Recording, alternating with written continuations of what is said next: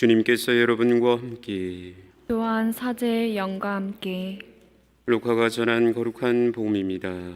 주님 영광 받으소서. 그때 예수님께서는 군중에게 하느님 나라에 관하여 말씀해 주시고 필요한 이들에게는 병을 고쳐 주셨다. 날이 저물기 시작하자 12 제자가 예수님께 다가와 말하였다. 군중을 돌려보내시어 주변 마을이나 촌락으로 가서 잠자리와 음식을 구하게 하십시오. 우리가 있는 이곳은 황량한 곳입니다. 예수님께서 너희가 그들에게 먹을 것을 주어라 하시니 제자들은 저희가 가서 이 모든 백성을 위하여 양식을 사오지 않는 한 저희에게는 빵 5개와 물고기 2마리밖에 없습니다 하고 말하였다. 사실 장정만도 5,000명 가량이나 되었다. 예수님께서는 제자들에게 이르셨다. 대충 50명씩 때를 지어 자리를 잡게 하여라. 제자들이 그렇게 하여 모두 자리를 잡았다. 예수님께서는 빵 5개와 물고기 2마리를 손에 들고 하늘을 우러러 그것을 축복하신 다음 떼어 제자들에게 주시며 군중에게 나누어 주도록 하였다. 사람들은 모두 배불리 먹었다. 그리고 남은 조각을 모으니 12 광줄이나 되었다. 주님의 말씀입니다. 그리스도님 찬미합니다.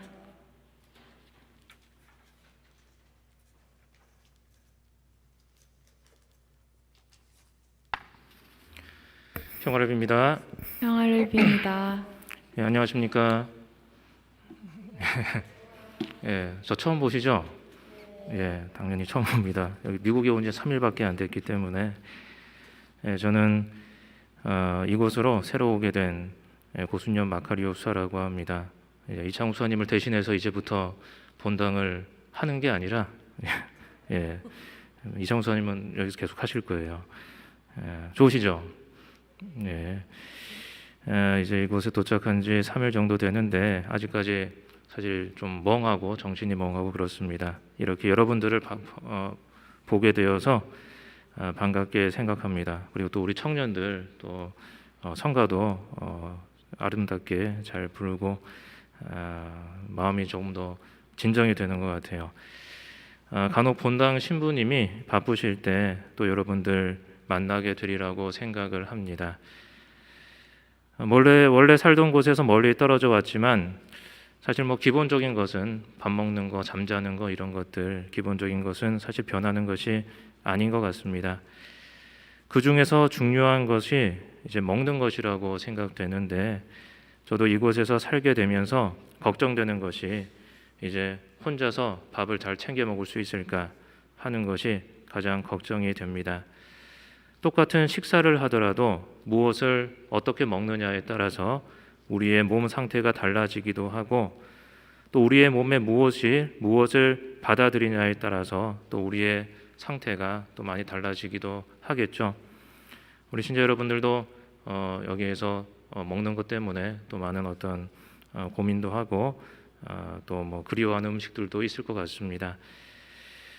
이번 주일은 성체성혈 대축일입니다. 예수님의 몸과 피가 변해서 우리가 매일 먹는 음식이 된다는 것이죠. 밥이 된다는 것입니다. 우리를 만드신 하느님께서 우리에게 오셔서 우리의 밥이 된다는 것은 하느님께서 우리를 얼마나 사랑하시는가를 알려주는 것이고 또 우리와 가까이 계신 것을 넘어서서 우리 안에 들어오셔서 우리와 하나가 된다는 것을 의미한다고 생각할 수가 있는 것이죠. 그리고 이처럼 하느님께서 우리를 참 귀중하게 생각하신다는 것입니다. 하느님께서는 우리를 소중하게 여기시는데 그렇다면 우리는 과연 하느님을 어떻게 생각하고 있는가?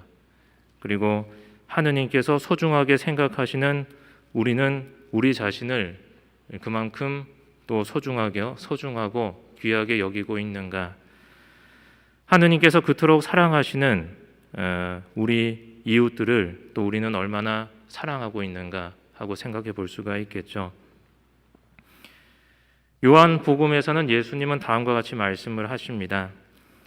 살아계신 아버지께서 나를 보내셨고 내가 아버지로 말미암아 사는 것과 같이 나를 먹는 사람도 나로 말미암아 살 것이다. 우리는 우리가 먹는 것에 따라서 체질이 변화하게 되죠. 성체를 자주 영하게 되면 우리의 체질도 점점 변하게 되는 것 같습니다. 그 전에 우리가 사는 이유가 세속적인 가치에 기반을 두고 있었다면 성체를 영함으로써 우리의 몸과 마음은 점점 더 그리스도를 향하게 되는 것이죠. 그것은 우리가 사는 가치의 우선순위가 이제 그리스도가 된다는 것입니다. 우리가 처음 세례를 받고 신자가 되었을 때의 신앙은 미숙한 것이죠. 우리의 삶의 우선순위에 있어서 신앙은 부차적인 것에 지나지 않는 것이었습니다. 현실적인 어떤 것을 위해서 신앙은 희생 가능한 무엇일 뿐이었습니다. 하지만 우리는 성체로 양육됨으로써 점점 더 신앙에 맞들이게 되고 우리가 살아가는 이유가 단지 이 세상의 삶을 위해서뿐만 아니라 다른 차원의 세상에 있다는 것도 사실도 점점 깨닫게 되는 것이죠. 그리스도로 말미암아 산다는 것은 우리가 교회에 교무금을 많이 내고 또 헌금을 많이 하게 된다는 것이 아니라, 물론 그랬으면 좋겠지만 우리의 삶의 이유가 그리고 삶의 기반이 그리스도라는 단단한 땅 위에 서서 굳건히 서게 된다는 것을 의미한다는 것입니다. 그것은 변화하지 않는 영원한 기반 위에 서 있는 것을 의미하기 때문에 우리는 이 세상의 어떤 풍파도 이겨낼 수 있는 힘을 가지게 되는 것이겠죠. 거룩한 독서의 전통에서 우리는 성경을 읽게 됩니다. 우리 신자 여러분들 성경 많이 읽으시죠? 그런데 사실 우리가 성경을 읽는 것이 아니라 성경이 우리를 읽도록 해야 한다고 가르치고 있습니다. 성체를 영하는 것도 마찬가지입니다. 내가 성체를 영하는 것이 아니라 성체가 우리를 차지할 수 있도록 우리가 이렇게 해야 된다는 것이죠. 성체가 나의 일부분이 되는 것이 아니라 거룩한 성체를 받아 모심으로써 내가 그리스도의 몸의 일부가 되어야 한다는 것입니다. 그렇게 우리는 예수 그리스도의 그리고 하느님의 신성에 참여하게 되는 것이죠. 오늘 성체 성혈 대축일을 맞이해서 하느님께 주시는 은총을 더욱더 풍부히 받으시기 바랍니다.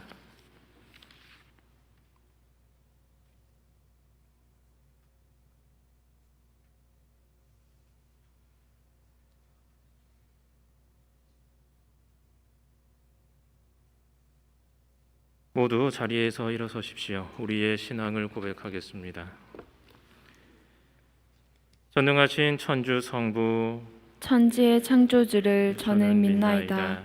그 외아들 우리 주 예수 그리스도님 성령으로 인하여 동정 마리아께 잉태되어 나시고 본시오 빌라도 통치 아래서 고난을 받으시고 십자가에 못 박혀 돌아가시고 묻히셨으며 저승에 가시어 사흘날에 죽은 이들 가운데서 부활하시고 하늘에 올라 전능하신 천주 성부 오른편에 앉으시며 그리로부터 산이와 죽은 이를 심판하러 오시리라 믿나이다. 성령을 믿으며 거룩하고 보편된 교회와 모든 성인의 통공을 믿으며 죄의 용서와 육신의 부활을 믿으며 영원한 삶을 믿나이다. 아멘. 형제 여러분, 나를 기억하여 이를 행하여라 하신 예수 그리스도의 말씀을 되새기며 하느님 아버지께 마음을 모아 기도합시다.